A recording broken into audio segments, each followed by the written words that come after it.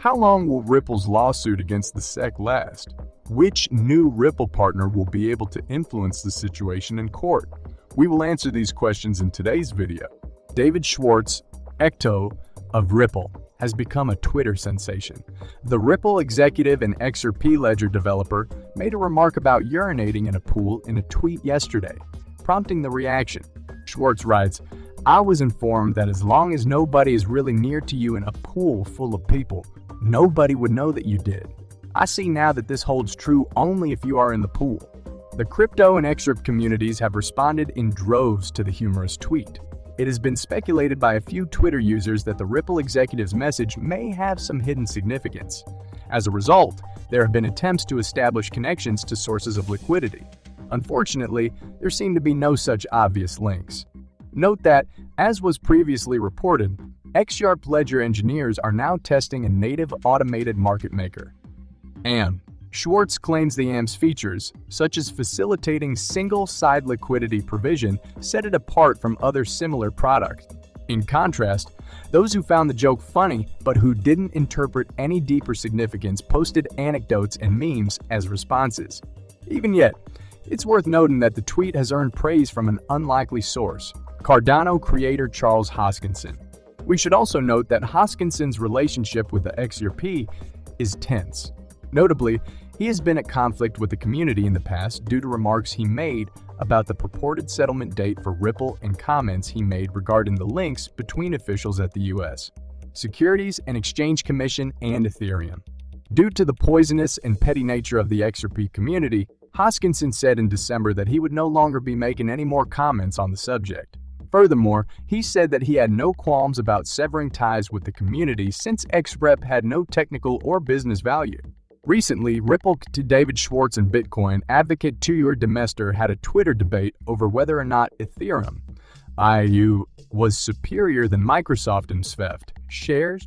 Demeester sparked the discussion with a tweet regarding the Howey test, a legal standard for determining whether or not a certain investment becomes a security. Demeester argued that ETH passes the Howey test because it is a pooled investment in which the returns depend on the efforts of others. "I don't understand what you're saying precisely," Schwartz said. "You're claiming that ETH represents a joint financial investment in a shared venture. They got their ETH straight from ETH, you say?" The cryptocurrency industry is waiting with bated breath for the summary ruling in the ongoing legal conflict between Ripple and the Securities and Exchange Commission, SEC. As a result, there's been a great deal of attention and discussion about the case and its potential effects on the regulation of digital assets in the United States. In light of this, the SEC has increased its regulatory control of the cryptocurrency sector in the last week, prompting strong criticism from certain industry players who fear the agency's approach may be biased. U.S. defense attorney and frequent commenter on the Ripple and SEC cases James Filan has renewed his request for SEC Chairman Gary Gensler to step down, following the SEC's crackdown on staking. Paxos, a cryptocurrency startup, is being sued by the SEC on the issue of its Binance USD stablecoin. The regulator has determined that the stablecoin is a security that was issued in violation of the law. It's important to remember that the SEC is also suing Ripple for offering XRP tokens as unregistered securities. In this passage, attorney John Deaton for the XRP holders in the SEC action criticized the deceptive nature of the securities classification. Most cryptocurrencies are deemed securities by Gary Gensler and the SHE, who maintain a singular emphasis on the token. Tokens are not securities, but the issue is that important and knowledgeable individuals are spreading the false narrative that they are. Deaton also praised Coinbase CEO Brian Armstrong for his statement that the company's staking services do not constitute security. Meanwhile, Deaton has joined another class action complaint against Ripple in which investors accuse the firm and its CCO, Brad Garlinghouse of Marketing's RP, as an unregistered securities and demand compensation for their losses. For their part, the plaintiffs have asked the court to label XRP a security. Deaton has decided to file an amicus brief in this matter. Ripple's general counsel, Stuart Alderoty, has called the SEC's handling of the lawsuit against the company misguided. As with the SEC, Deaton called their reasoning inconsistent and schizophrenic when it came to the idea of a common industry. He further noted that the court has the option to rule against a summary judgment. In addition, the crypto community has been following the dispute between the SEC and the blockchain-based sharing platform LBRY with great interest, despite the fact that the final decision of the case is still up for debate. In this case, the SEC filed a lawsuit against LBRY because the company was selling LBC tokens without first registering with the SEC. The court, however, determined that LBC tokens are only securities when sold directly to the public. After the verdict in favor of LBRY, calls for the relisting of XRP have increased. Particularly, XRP supporters have been petitioning Coinbase and Binance Us to bring back the coin.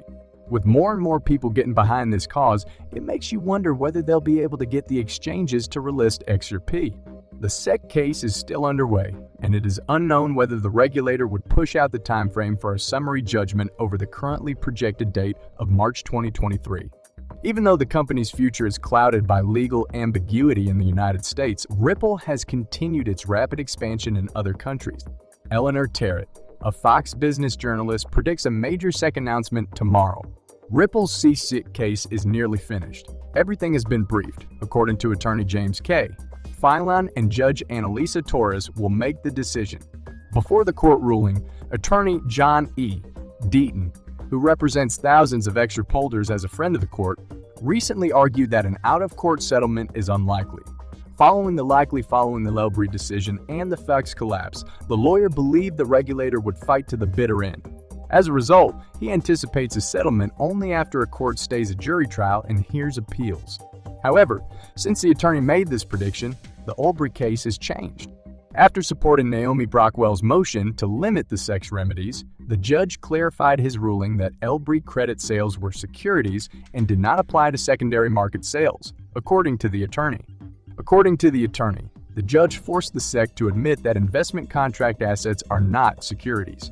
As we await the court's decision, Ripple's general counsel compared the SEC's case to the Chinese spy balloon shot down by the U.S. military. This is something Terrett suggests.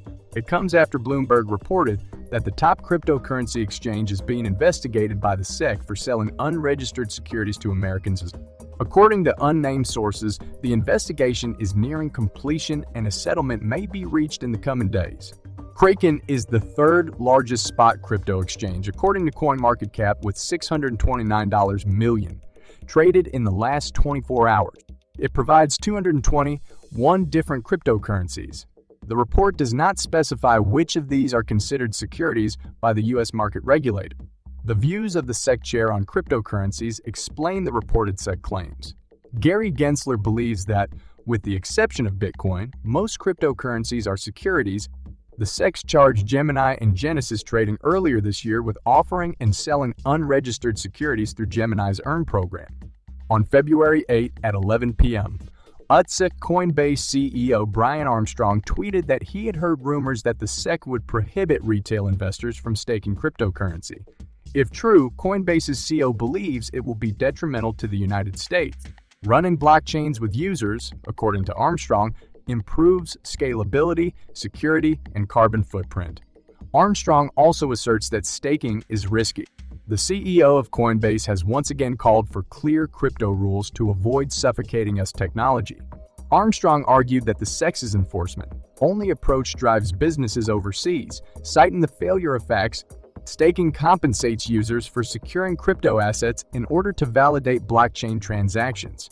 Cardano allows for non-custodial liquid staking without tying up funds. The SEC considers cryptocurrency a stake in its jurisdiction. According to Gensler, Ethereum's transition to POS could make it a security. Staking is charged by cryptocurrency exchanges. In January, Coinbase was the second most popular Ethereum network staking service with 12.8 of 16 METH stake. As a result, prohibiting retail staking could harm the company's revenue. The SEC is also looking into Coinbase for selling unregistered securities to customers in the United States. According to the SEC's insider trading case against a former Coinbase project manager and two others, 9 of Coinbase's cryptocurrencies are securities. If the SEC prohibits retail crypto staking, investors may shift to less censored decentralized services like Lido,